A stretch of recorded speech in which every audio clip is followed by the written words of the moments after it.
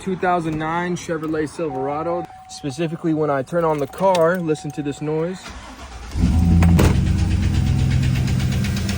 Hear that ticking? On this engine, that's usually caused by lifters.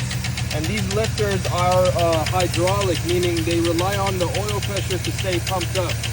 And over time, the oil passages that get dirty or the lifter's internal mechanism can wear out, which is pretty common on these engines, especially if you're not changing your oil or keeping your maintenance up on time.